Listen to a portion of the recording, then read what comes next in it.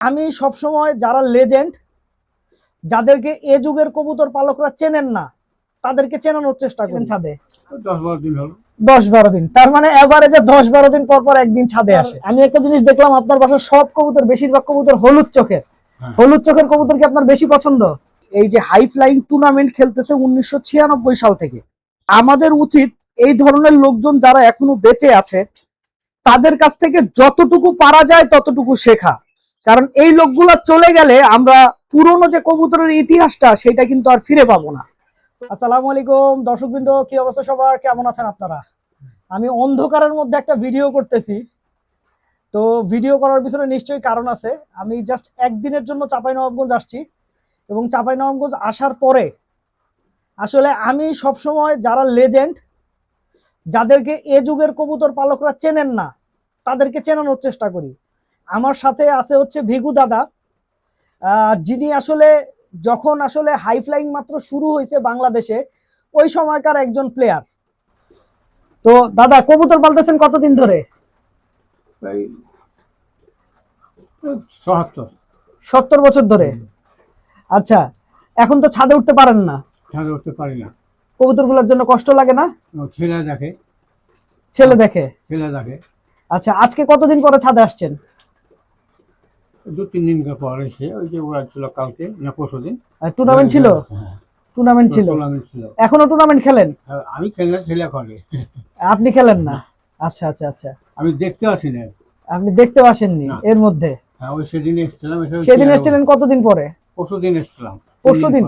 আর এইটা ছিল কতদিন? তার মানে পরশুদিন যে আসলেন, এর আগে কবে এসেছিলেন ছাদে? 10-12 দিন হলো। 10-12 দিন, তার মানে এভারেজে 10-12 দিন পর পর একদিন ছাদে আসে। আসলে মন মানে না, এখনো উনি ছাদে উঠতে চায় নাই। আমি অনেক রিকোয়েস্ট, অনুনয় বিনয় করার পরে উনি ছাদে আসছে। আপনি তো সব দেশি কবুতর পালেন? দেশি, কোনো আমার বিদেশি কবুতর নেই। বিদেশি কবুতর নাই? দেশি কবুতর কেন ভালো লাগে দাদা? আমাকে ভালো লাগে, আগে থেকে পুষি। আগে থেকেই পুষেন? আগে থেকে পুষি। আচ্ছা, আমার বিদেশি কবুতর আমার নেশা নেই। বিদেশি কবুতরের উপরে নেশা নাই আপনার? আমি একটা জিনিস দেখলাম, আপনার বাসার সব কবুতর, বেশিরভাগ কবুতর হলুদ চোখের। হলুদ চোখের কবুতর কি আপনার বেশি পছন্দ? হয়ে যায় বাড়ির বাচ্চা। আচ্ছা, সাদা চোখের কবুতর বেশি ভালোবাসি। সাদা চোখের কবুতর বেশি ভালোবাসেন? আর হয়ে যায়, এগুলো হয়ে যায়। আপনাদের রাজশাহীর আদি কবুতর তো হলুদ চোখের অনেক ছিল, এই কারণে হয়ে যায়। আচ্ছা, তো এই যে কবুতর পালতেছেন, এই কবুতর পালার জীবনে কোনো অভিজ্ঞতা নাই? সুন্দর কোনো অভিজ্ঞতা বা ছোটবেলার কোনো স্মৃতি? না, ওসবগুলো নাই। ওসবগুলো নাই? তাই? আচ্ছা, ফার্স্ট টুর্নামেন্ট খেলছিলেন কত সালে? এটা অন্তত 12-13 বছর আগে। আমি অত সালটা বুঝি না, মনে নাই। ভোলা দাদা যে টুর্নামেন্ট খেলছিল, ওই টুর্নামেন্ট খেলছিল 98 সালে তো ওই টুর্নামেন্ট হয়েছে। 96 তে মনে হয় এটা চালু হয়েছে। 98 বন্যা, হ্যাঁ, তার আগে থেকে হ্যাঁ। তো 96 আমার আব্বা হ্যাঁ 96 সালে কিন্তু প্রথম টুর্নামেন্ট খেলছে। এই ভিডিওটা এতটুকু করার পরে উনি আসলে গরম সহ্য করতে পারতেছিল না। আর উনার যে মনে করেন কবুতরের ঘরটা, এই ঘরটায় গরম অনেক বেশি ছিল, যে কারণে আসলে আর ভিডিওটা শেষ করা যায় না। আর যেটা উনি বলতেছিলাম, উনি আসলে অনেক বেশি বয়স হয়ে যাওয়ার কারণে অনেক কিছু ভুলে গেছে। আর উনি কিন্তু এই যে হাই ফ্লাইং টুর্নামেন্ট খেলতেছে 1996 সাল থেকে, তো এইটা কিন্তু আসলে মুখের কথা না। তো এত পুরনো প্লেয়ার গুলো আস্তে আস্তে হারিয়ে যাইতেছে। হ্যাঁ, আর আমি সব সময় চেষ্টা করি হচ্ছে এই ধরনের পুরনো প্লেয়ার গুলাকে সাথে আপনাদেরকে পরিচয় করাই দিতে। আর দাদার সবচাইতে, যে ভিগু দাদার যেটা সবচাইতে বড় অবাক করা জিনিসটা, উনার বাসার যত কবুতর আছে সব কবুতরই গায়ের রং কালো।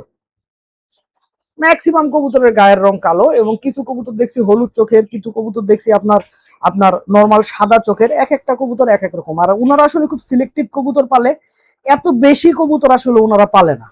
এবং এখন আপনারা যে বাচ্চাগুলা দেখতেছেন, এগুলা সব হচ্ছে উনার বাসায় এবারের হওয়ার নতুন বাচ্চা।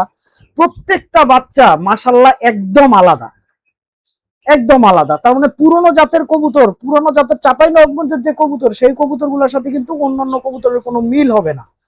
তো এই জিনিসটা উনার কবুতর দেখলেই আসলে আপনারা বুঝতে পারবেন।